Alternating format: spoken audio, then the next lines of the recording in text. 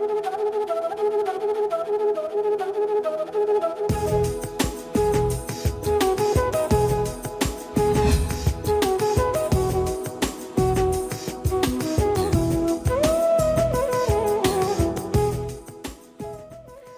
स्वागत है आपका आपके सितारे में और मैं हूं आपके साथ दिव्या। कल महाशिवरात्रि है, इसीलिए आज हम बताएंगे कि कैसे करते हैं शिवरात्रि पर शिव पूजा।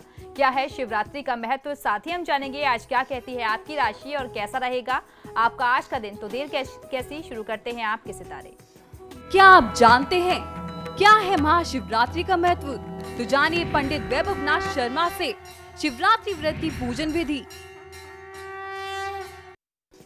आपके सितारे में आप अपनी हर परेशानी का हल प्राप्त कर सकते हैं और अपने सवाल भी पूछ सकते हैं। स्टूडियो में साथ देने के लिए मौजूद हैं विश्वविख्यात ज्योतिषाचार्य और वास्तु शास्त्री पंडित वैभवनाथ शर्मा जी। आचार्य जी, आपका हार्दिक स्वागत है। जय महाकाल। तो यदि आप भी अपनी कुंडली के ग्रह नक्षत्रों से परेशान हैं या कार्य, व्यापार, परिवार की चिंता कर रही है आपको परेशान, तो आप भी हमें कॉल कर सकते हैं। हमारे नंबर्स लगातार आपकी टेलीविजन स्क्रीन पर फ्लैश किए जा रहे हैं। आप हमें हमारे टोल फ्री नंबर पर भी कॉल कर सकते हैं। आप हमसे सीधी बात कर सकते हैं। हमारा टोल फ्री नंबर है 18001026-303। आप इस नंबर पर मुफ्त में कॉल करें। इसके अलावा आप हमें हमारे लैंडलाइन नंबर्स 012046463332 और 012046463327 पर भी कॉल करके हमसे सीधी बात कर सकते हैं। तो चलिए सबसे पहले आचार्य जी से जान लेते हैं आज का पंचांग। जी बिल्कुल, आज का पंचांग इस प्रकार है। विक्रम संवत 2070 मास चल रहा है फागुन, और फागुन मास के कृष्ण पक्ष की आज द्वादशी तिथि है, बुधवार का दिन है। नक्षत्र है उत्तराषाढ़ा, योग है व्यतिपात और करण है कौलव।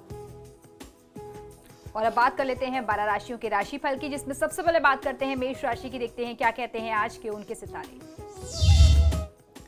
मेष राशि वाले जातक लोगों के लिए आज कोई ऐसा व्यक्ति आपके साथ हो सकता है जो आपको धोखा देने की फिराक में है, आपको धोखे में डाल सकता है। तो आपको आज सावधानी से अपनी दिनचर्या को निभाना है, अपना काम बहुत ही एहतियात के साथ करें।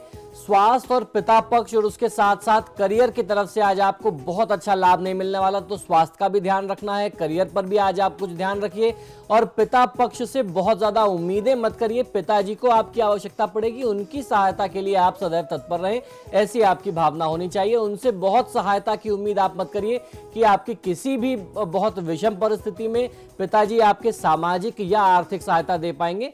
अभी उनके लिए परिस्थितियां भी विपरीत चल रही हैं। विद्यार्थी वर्ग को बहुत अच्छी सफलता मिल सकती है। तो कुल मिलाकर के आज मिश्रित फल वाला दिन रहने वाला है।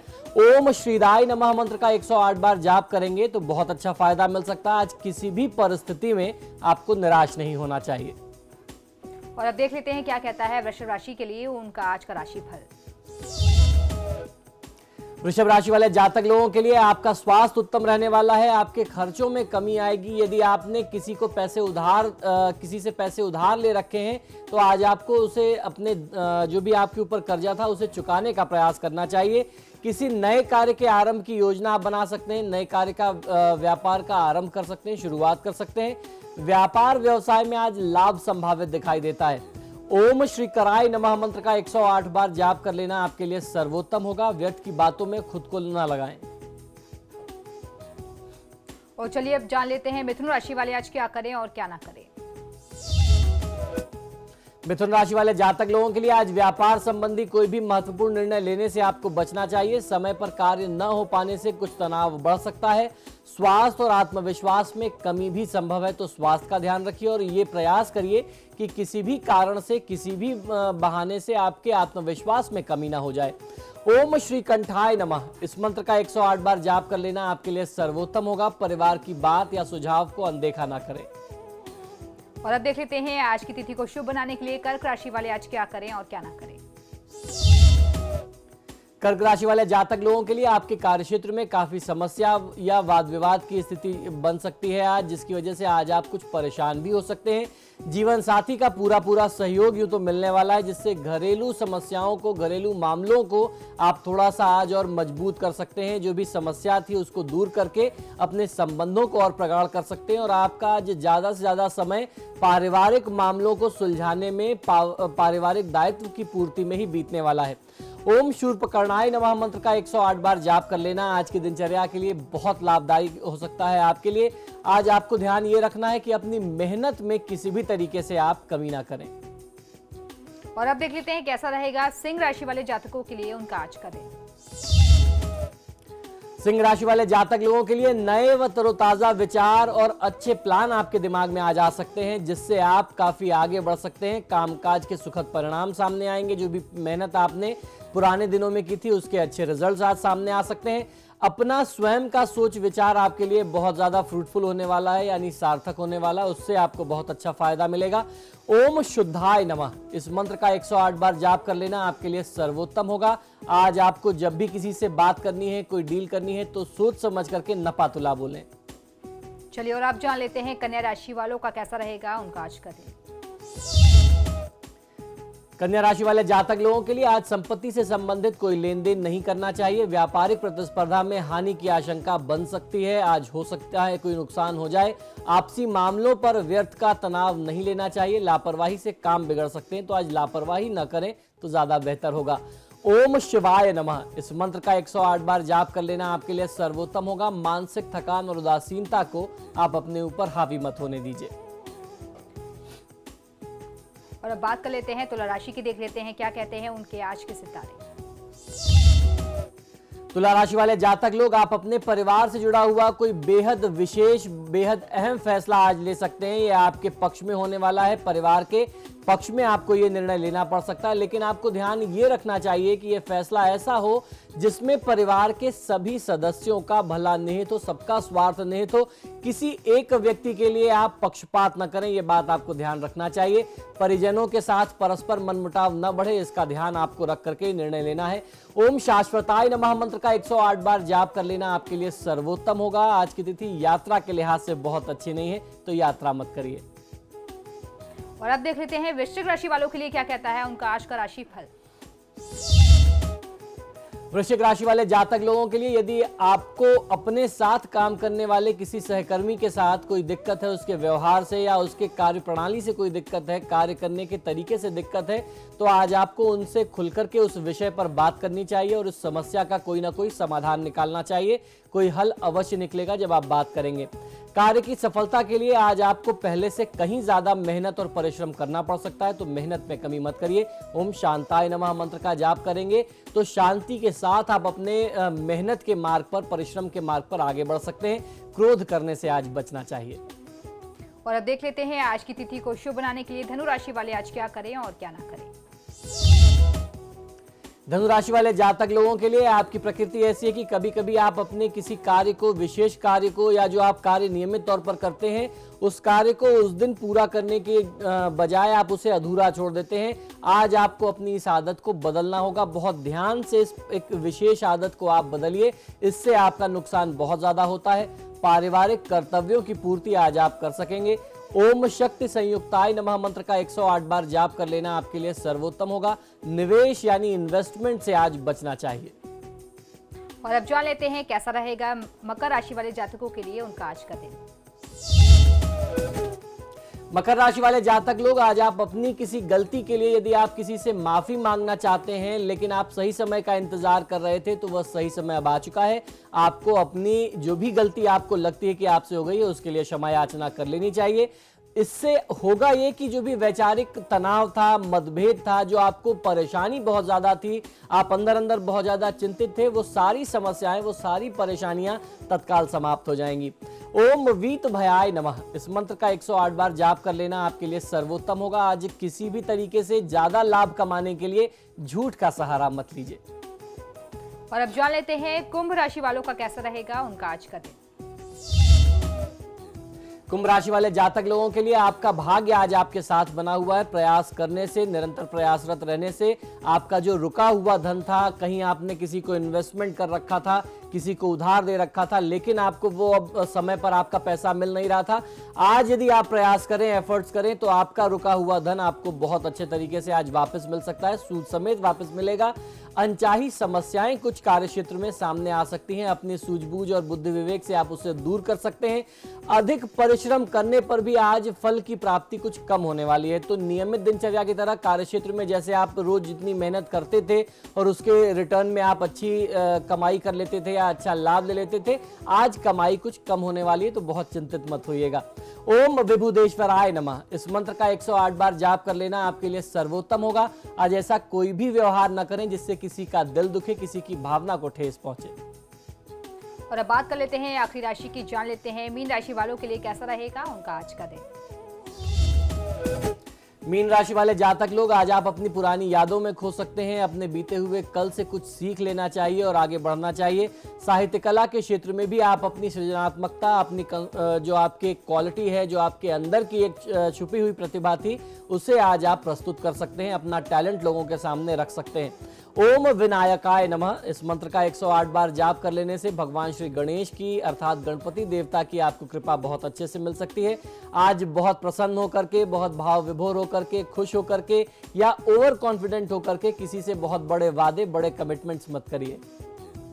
तो ये तो था 12 राशियों का राशिफल, लेकिन फिलहाल वक्त तो चला एक छोटे से ब्रेक का। ब्रेक के बाद आचार्य जी से जानेंगे आज का महा उपाय।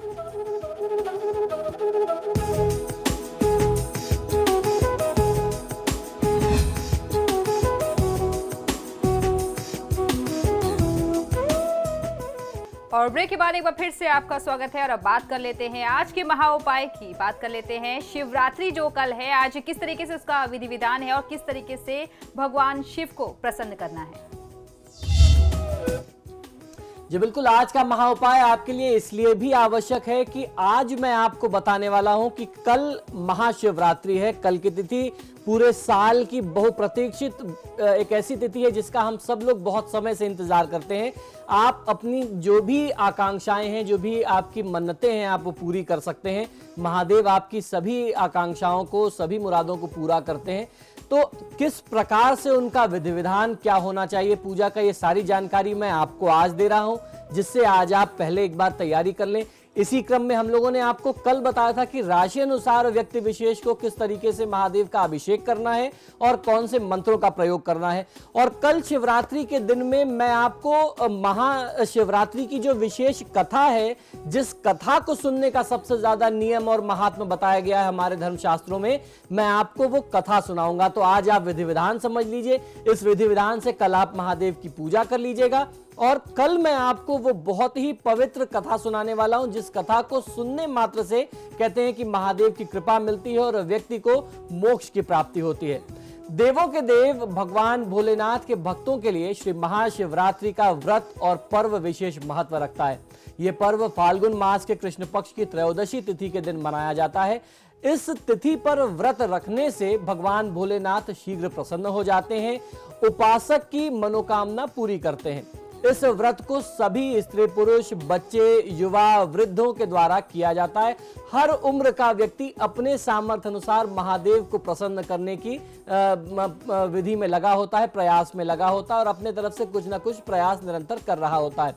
महाशिवरात्रि के दिन विधि पूर्वक व्रत रखने पर तथा शिव पूजन, शिव कथा और उसके अलावा नाना जो अलग अलग जो भिन्न भिन्न शिव स्तोत्र हैं, उनका पाठ करने के साथ साथ शिव पंचाक्षर मंत्र ओम नमः शिवाय का जाप करते हुए यदि कोई व्यक्ति रात्रि जागरण करता है, तो ऐसा हमारे धर्मशास्त्रों का मानना है कि अश्वमेध यज्ञ के समान फल प्राप्त होता है। इस व्रत के दूसरे दिन ब्राह्मणों को यथाशक्ति वस्त्र, क्षीर यानी दूध सहित भोजन कराना, दक्षिणा दान करना, दक्षिणादि प्रदान करके उनको विदा करना, उनका आशीर्वाद लेना, उनको संतुष्ट करना बहुत आवश्यक होता है। शिवरात्रि व्रत की महिमा क्या है, किस वजह से इस व्रत को रखा जाता है या किस कारण से सनातन धर्म में, सनातन परंपरा में इस व्रत का इतना महात्म्य है, आइए ये जानते हैं। इस व्रत के विषय में यह मान्यता है कि इस व्रत को जो जन करता है, जो व्यक्ति करता है, उसे सभी भोगों की प्राप्ति के बाद मोक्ष की प्राप्ति होती है। यह व्रत सभी पापों का क्षय करने वाला होता है। वह इस व्रत को लगातार 14 वर्षों तक करने के बाद विधि विधान के अनुसार इसका उद्यापन यदि कोई व्यक्ति कर देता है तो वही इस व्रत को करने की सही विधि होती है। आप इसको 14 वर्ष तक उद्यापन कर दें और उसके बाद अगले बार से अगले वर्ष से आप दोबारा फिर से अपना क्रम आरंभ कर दें, यही सही तरीका होता है। महाशिवरात्रि व्रत का संकल्प किस प्रकार किया जाता है, आइए ये भी जान लेते हैं। व्रत का संकल्प संवत, नाम, आप जिस व्यक्ति के लिए कर रहे हैं, जो व्यक्ति कर रहा है उसका नाम, मास, पक्ष, तिथि, नक्षत्र व अपने नाम तथा गोत्रादि के साथ उच्चारण करते हुए इस संकल्प को करना चाहिए। महाशिवरात्रि के व्रत का संकल्प करने के लिए हाथ में जल, चावल यानी अक्षत, पुष्प आदि कुछ दक्षिणा लेकर के, सामग्री ये सारी लेकर के शिवलिंग पर आप ये संकल्प करते हुए कि हे प्रभु, मैं आपका व्रत आज कर रहा हूं और मुझे इस व्रत को पूरे तरीके से करने का आप सामर्थ्य दें, ऐसी मेरी प्रार्थना है। मेरी सभी आकांक्षाएं, मनोकामनाएं पूर्ण करें। ये बोलते हुए आप सारी सामग्री जो है शिवलिंग पर छोड़ दें। बहुत सामान्य तरीके से आप ये संकल्प कर सकते हैं। महाशिवरात्रि व्रत की सामग्री क्या है, आवश्यक सामग्रियों की किन किन चीजों की आपको जरूरत पड़ सकती है, बहुत ध्यान से इसको समझ लीजिए, लिख लीजिए। उपवासक को सामग्री में जिन वस्तुओं का प्रयोग किया जाता है या करना पड़ता है उनमें सबसे पहले पंचामृत है, जिसमें गंगाजल, दूध, दही, घी और शहद होता है। सुगंधित पुष्प होते हैं यानी फूल होते हैं। शुद्ध और साफ नए वस्त्र होते हैं। बिल्वपत्र, धूप, दीप, नैवेद्य यानी कुछ मिठाई, मिष्ठान, चंदन का लेप और ऋतुफल यानी मौसमी फल, इन सारी चीजों की आवश्यकता होती है जो सामान्य रूप से आप इस तरीके से एकत्रित करके पूजा कर सकते हैं। महाशिवरात्रि व्रत की विधि क्या होनी चाहिए, आइए ये भी आपको बता देता हूं। महाशिवरात्रि व्रत को रखने वाला जो भी व्यक्ति है उसे उपवास के पूरे दिन भगवान भोलेनाथ का ही ध्यान करना चाहिए। प्रातः स्नान करने के बाद भस्म का तिलक लगा करके, तिलक धारण करके या भस्म अपने शरीर पर धारण करके रुद्राक्ष की माला धारण करें। इसके ईशान कोण दिशा की ओर मुख करके शिव पूजन करना चाहिए। इसके बाद जो है आप ईशान दिशा की तरफ बैठ जाएं। उत्तर पूर्व का जो कोना होता है उसे ईशान कहते हैं, नॉर्थ ईस्ट कॉर्नर। उस तरफ आप महादेव का ध्यान करके अपना मुख करके बैठ जाएं। उसके उपरांत धूप, पुष्पादि व अन्य पूजन सामग्री से महादेव की पूजा आपको करनी चाहिए। महादेव की पूजा आपको ध्यान ये रखना है कि बार बार हम लोग महादेव की पूजा कहते हैं, लेकिन हमारा तात्पर्य शिव परिवार की पूजा से होता है। आप जब भी पूजा करेंगे तो आवाहन आपको, अगर आप अपने किसी आचार्य की सहायता से कर रहे हैं तो निश्चित तौर पर वो सारी प्रक्रिया जानते हैं। अगर आप स्वयं से कर रहे हैं तो आपको उसमें जो है नंदी का भी आवाहन करना है, गणपति का भी आवाहन करना है, कार्तिकेय का भी करना है और उमा का भी अर्थात मां पार्वती का भी आवाहन करना है। शिव परिवार का आवाहन करके आप महादेव की पूजा करेंगे।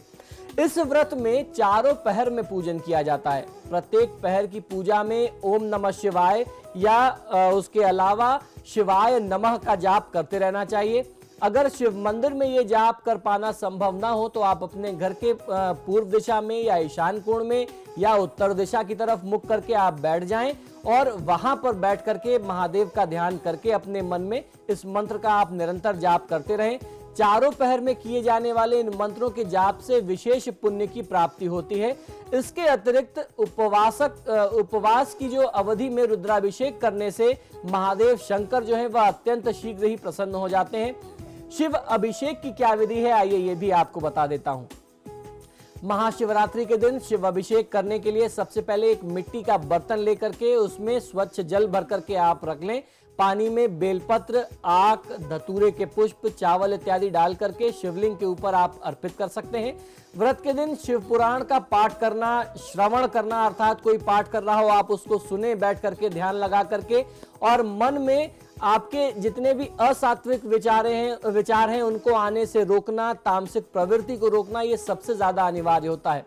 शिवरात्रि के अगले दिन सवेरे जौ, तिल, खीर और बेलपत्र का हवन करके व्रत को समाप्त किया जाता है। यही इसका सही विधि विधान है।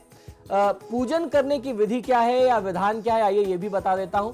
महाशिवरात्रि के दिन शिव भक्तों का जमावड़ा शिव मंदिरों में विशेष रूप से देखने को मिलता है। भगवान भोलेनाथ अत्यधिक प्रसन्न होते हैं जब उनका पूजन बेलपत्र आदि चढ़ाते हुए किया जाता है। व्रत करने और पूजन के साथ साथ जब रात्रि जागरण भी किया जाए तो यह व्रत और भी अधिक शुभ फल देता है। इस दिन भगवान शिव का विवाह हुआ था, ऐसा मानते हैं कि मां पार्वती से भगवान शिव का विवाह हुआ था, इसलिए रात्रि में महादेव शिव की बारात निकाली जाती है। सभी वर्गों के लोग इस व्रत को करके स्वयं अपने लिए पुण्य प्राप्त करते हैं, पुण्य अर्जित करते हैं, अपने परिवार का कल्याण करते हैं और अपना कल्याण करते हैं। तो इस सरल विधि विधान से कोई भी व्यक्ति इस प्रक्रिया को कर सकता है। आज सबसे ज्यादा प्रश्न लोग ये करते हैं कि हम तो नौकरी पेशा हैं, हमें तो सुबह से ऑफिस जाना है, हम नहीं कर सकते, ये पूरी प्रक्रिया नहीं कर सकते, हम मंदिर नहीं जा सकते। तो ऐसे में मैं लोगों को सुझाव ये देता हूं कि आप अपनी रूटीन को फॉलो करें। यदि संभव हो सके तो पूरे दिन में आपको अन्न नहीं ग्रहण करना है, आप दूध, फल या कुछ भी आप फलाहार ले सकते हैं, घर से बना करके ले जा सकते हैं। आजकल बाजारों में फलाहार बने बनाए मिलते हैं, तो आप उनको लेकर के ग्रहण कर सकते हैं। और फ्रूट जूसेस तो हर जगह मिलते हैं, फ्रूट्स हर जगह मिलते हैं, आप उनको ग्रहण कर लीजिए। और ऑफिस जाते समय या ऑफिस से आते समय आप महादेव के मंदिर चले जाएं, आप उनको वहां पे एक लोटा जल चढ़ा करके प्रसन्न कर सकते हैं। जो भी वहां फल फूल आपको मिल जाता है मंदिर के बाहर, आप वो खरीद करके महादेव को अर्पित करें। इसी माध्यम से, क्योंकि कर्म प्रधान हमारा जो ये सृष्टि है, जो आज का युग है वो कर्म प्रधान है, तो अपने कर्म को ध्यान में रखना चाहिए, कर्म को प्रधानता देनी चाहिए। उसके साथ साथ दैवीय कृपा भी आवश्यक है। अगर आप इस तरीके से, इस विधि से महादेव की पूजा करेंगे, महादेव भी आपकी बाध्यता, आपकी मजबूरी समझते हैं, निश्चित ही आपको शुभ फल मिलेंगे। और इसी के साथ ही हमारे आज के कार्यक्रम में फिलहाल इतना ही। पंडित जी, बहुत बहुत शुक्रिया आपका हमारे स्टूडियो में आने हर हर महादेव। तो इसी के साथ ही आपके सितारे में फिलहाल इतना ही। वक्त तो चला एक छोटी सी ब्रेक का। ब्रेक के बाद भी समाचार प्लस पर खबरों का सिलसिला लगातार जारी है।